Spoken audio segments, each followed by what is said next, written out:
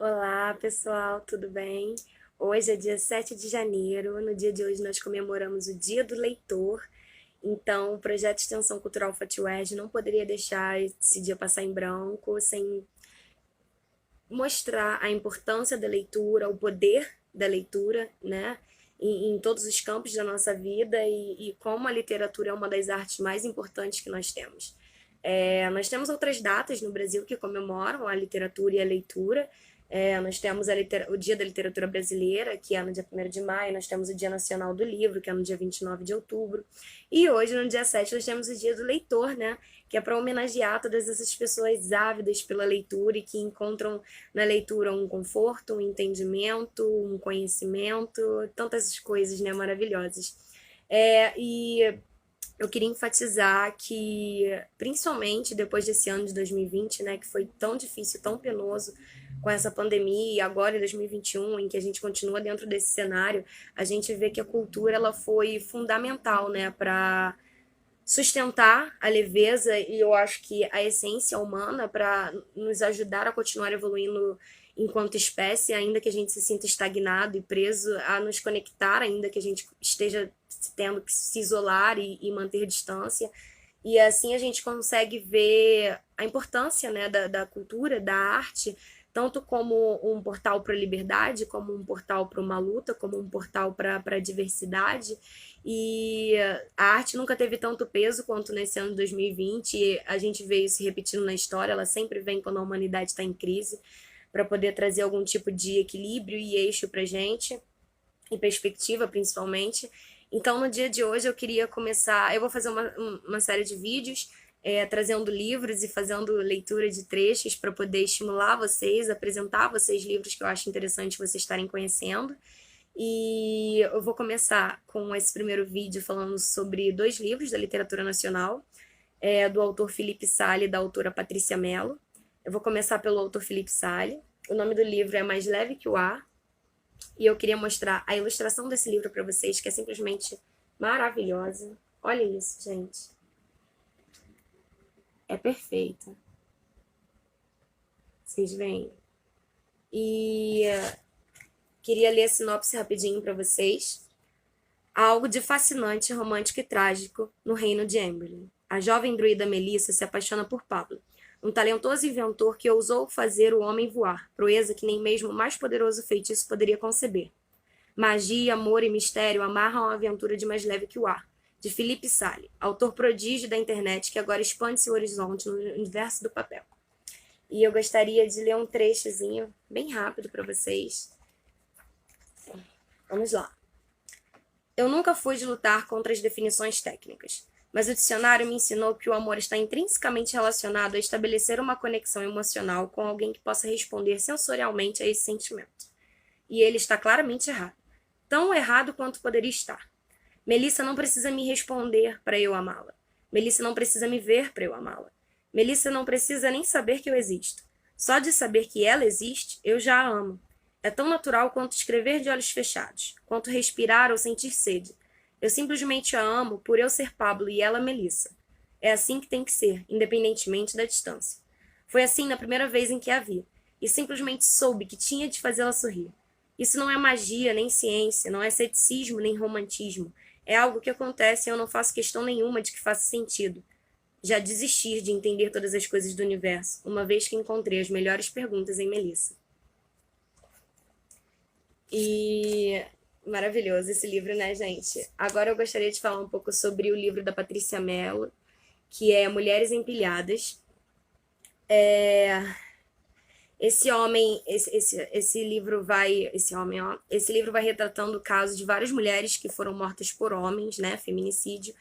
E ao começo de cada capítulo, ela coloca o relato de algum desses casos, o que eu acho extremamente importante, porque ela coloca o nome dessas mulheres e isso mostra mais ainda pra gente de que esses casos não são só estatísticas, são mulheres reais, isso está acontecendo agora, isso sempre aconteceu e isso continua acontecendo e a gente precisa falar sobre isso, porque existem mulheres morrendo nesse instante, então isso é importante.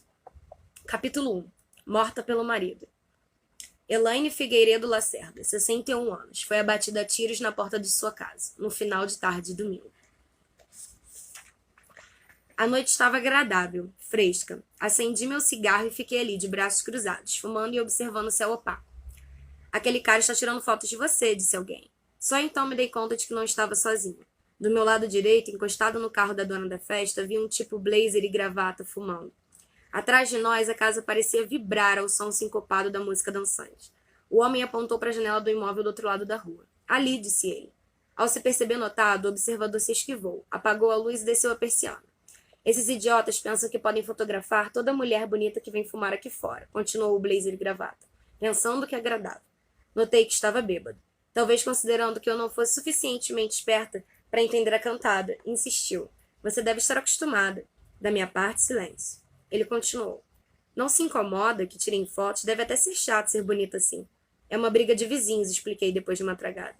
Com a Bia? Ele tem problemas com a Bia? Estava filmando, não percebeu? Vai reclamar da festa, música alta. Esse cara não sabe o que é música alta. Dali eu conseguia ver o segurança ao lado da cancela, na entrada da rua, controlando os carros que chegavam para a festa.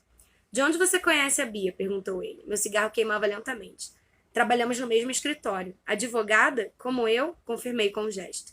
Não me diga que estamos numa confraternização de classe. Apaguei o cigarro com a ponta do meu sapato novo, enfeitado com pedrinhas brilhantes, e voltei para a festa. Bia conversava com um grupo de amigas logo na entrada da casa, e ao me ver tentou me carregar para a pista de dança.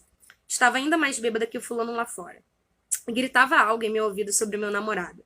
Deixei-a chacoalhando sob a luz estroboscópica, e o que aconteceu na sequência foi uma dessas situações em que você tem a impressão de que não se trata da sua própria vida, que você caiu por engano no filme de outra pessoa. Me lembro da sensação de ser empurrada para dentro do lavabo pelo meu namorado, que surgiu do corredor transtornado vindo dos quartos. Com quem você estava? Gritava ele. Onde você se meteu? A música fazia tudo vibrar. Eu quase podia sentir seu ritmo pulsando sobre meus pés, na ponta da minha língua. E enquanto ele apertava meus braços, me prensava contra o mármore frio na parede, eu não respondia. Não conseguia reagir. Na verdade, não conseguia entender que era eu mesma quem estava vivendo aquela cena de novela barata. Euzinha que tinha diante de mim aquele delicioso parceiro sexual, um homem atlético, culto, cheio de humor, a quem eu começara a chamar de namorada havia poucos meses, e que até então era tão cortês, respeitoso e amável quanto eu desejava que um namorado pudesse ser, e que continuava gritando, numa fúria possessiva e sem motivos. Só o que eu consegui fazer enquanto tentava me defender e me livrar de seus braços foi dar uma risada. Só isso, e aquele meu riso tenso, meio atrofiado, fez com que seus olhos ganhassem um brilho selvagem, como de certos cães antes do ataque. Paf! Até então eu nunca tinha levado um tapa na minha vida. No rosto. Vadia, me disse ele antes de deixar o banheiro. Esse livro da Patrícia Mello vem relatando vários casos, vem falando sobre vários contos de inúmeras mulheres e trazendo para a realidade, para o cotidiano, através da literatura, o que acontece todo dia com as mulheres. Esse fato citado que ela narrou, esse cenário de você sair para fumar um cigarro e ser abordada, a cada 10 mulheres já passaram por isso. Então, assim, eu gosto como a literatura, ela vem retratando isso, e principalmente nos últimos anos, sobre essas lutas das minorias que são tão importantes serem citadas. E mais do que isso, a nossa literatura nacional.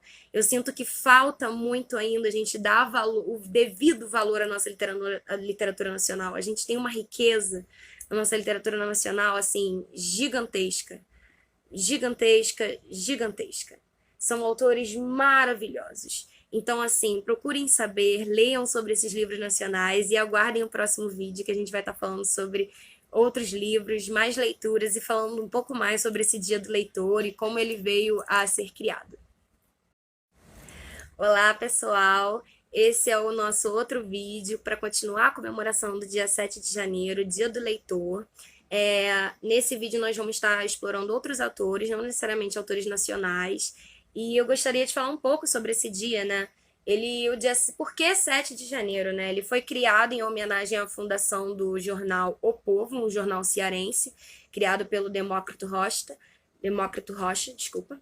E foi criado em 1928, se eu não me engano, no dia 7 de janeiro, e por isso essa homenagem ao Dia do Leitor, devido à criação desse jornal. O Demócrito Rocha, ele foi um poeta, jornalista, e ele teve na Academia de Letras Cearense até o fim da vida dele. Nesse vídeo eu vou começar por um autor português, o Pedro Chaga Freitas, e o nome do livro é Prometo Falhar. Nesse livro ele vem trazendo vários contos sobre romances, ilusões amorosas e, enfim, tudo que você puder imaginar quando a gente fala de amor. Comecei a te amar no dia em que te abandonei. Foram as palavras dele quando 10 anos depois a encontrou por mero acaso no café. Ela sorriu, disse-lhe, olá, eu te amo. Mas os lábios só disseram, olá, tá tudo bem? Ficaram horas conversando, até que ele, nessas coisas, era sempre ele a perder a vergonha por mais vergonha que tivesse naquilo que tinha feito. Como é que eu fui te deixar? Como fui tão imbecil a ponto de não perceber que estava em você tudo o que queria? Lhe disse com toda a naturalidade do mundo que queria levá-la para a cama. Ela primeiro pensou em esbofeteá-lo, e depois amá-lo a tarde toda e a noite toda. Em seguida pensou em fugir dali, e depois amá-lo a tarde toda e a noite toda. E finalmente resolveu não dizer nada. E lentamente, escondendo as lágrimas por dentro dos olhos, abandonou-o, da mesma maneira que ele a abandonara uma década antes. Não era uma vingança, nem sequer um castigo. Apenas percebeu que estava tão perdida dentro do que sentia que tinha que ir para longe dali, para ir para dentro de si. Pensou que provavelmente foi isso que lhe aconteceu naquele dia longínquo em que a deixara, sozinha e esparramada de dor no chão para nunca mais voltar. De tudo que amo, é você o que mais me apaixona.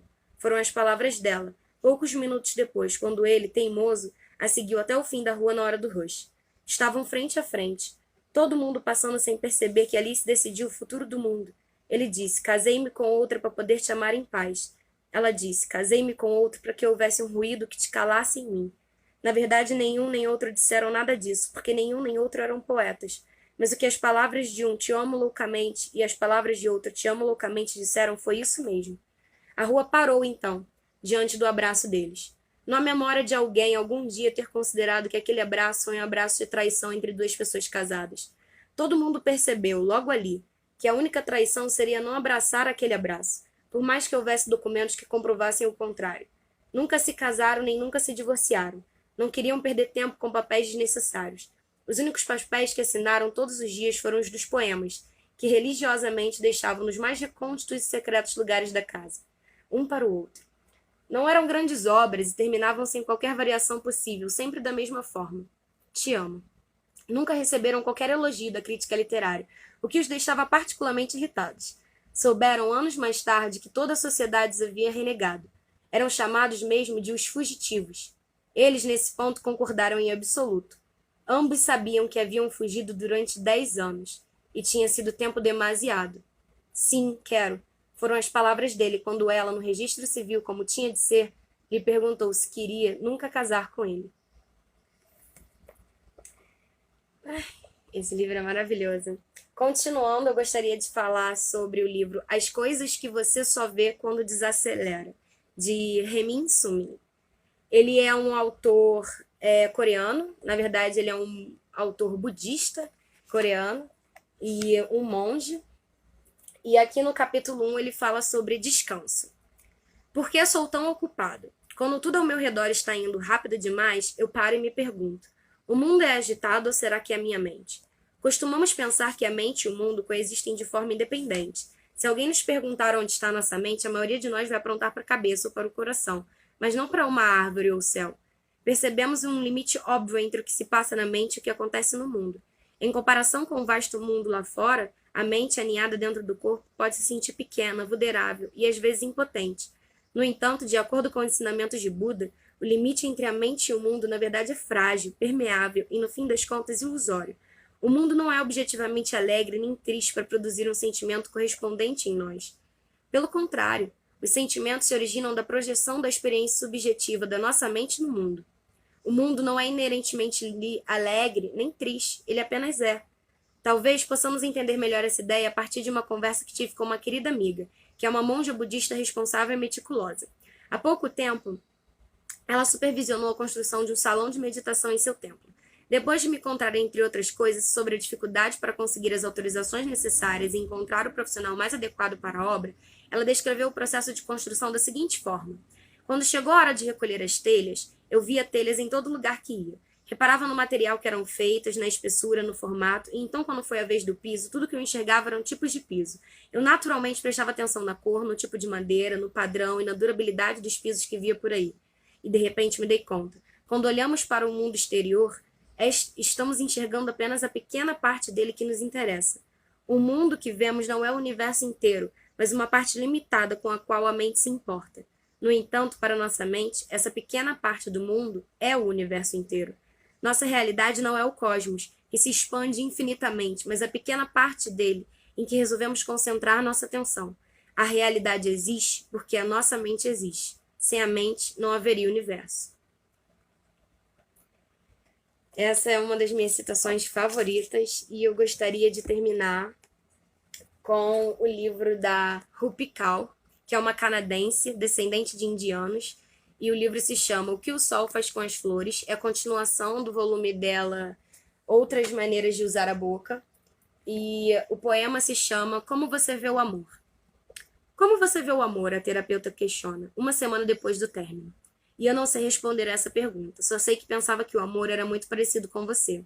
Foi aí que caiu a ficha, e percebi que fui tão ingênua por vincular uma ideia tão bonita à imagem de uma pessoa, como se alguém nesse planeta pudesse conter tudo que o amor representa, como se a emoção pela qual 7 bilhões estremecem tivesse a aparência de um cara de 1,80, de peso médio e pele parda, que de manhã gosta de comer pizza congelada. Como você vê o amor? A terapeuta pergunta de novo. Dessa vez cortando meu raciocínio no meio, e a essa altura estou prestes a levantar e sair pela porta.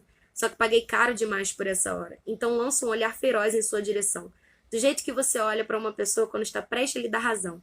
Lábios cerrados, se preparando para a conversa, olhos que penetram profundamente nos outros em busca de todos os pontos fracos, escondidos em algum lugar. Cabelo que é colocado atrás da orelha, como se fosse preciso preparo físico para uma conversa sobre as filosofias ou quem sabe as decepções da sua vida, da sua visão do amor. Bem, eu digo, não acho mais que o amor é ele. Se o amor fosse ele, ele estaria aqui, não é mesmo? Se ele fosse a pessoa certa, seria ele a pessoa sentada comigo agora. Se o amor fosse ele, seria simples. Não acho mais que o amor é ele, eu repito. Acho que nunca foi. Acho que eu só queria alguma coisa, me sentia pronta para me doar a alguma coisa que parecesse maior que eu mesma. E quando avistei alguém que parecia se encaixar no molde, eu deixei bem claro a minha intenção de transformá-lo na minha metade. E eu perdi para ele. Ele levou tanto, mas tanto, me envolveu na palavra especial até eu acreditar que só tinha olhos para me ver, mãos para me sentir, corpo só para estar ao meu lado. Ah, como ele me esvaziou. O que você sente em relação a isso? A terapeuta interrompe. Olha, eu digo, meio que me sinto um lixo.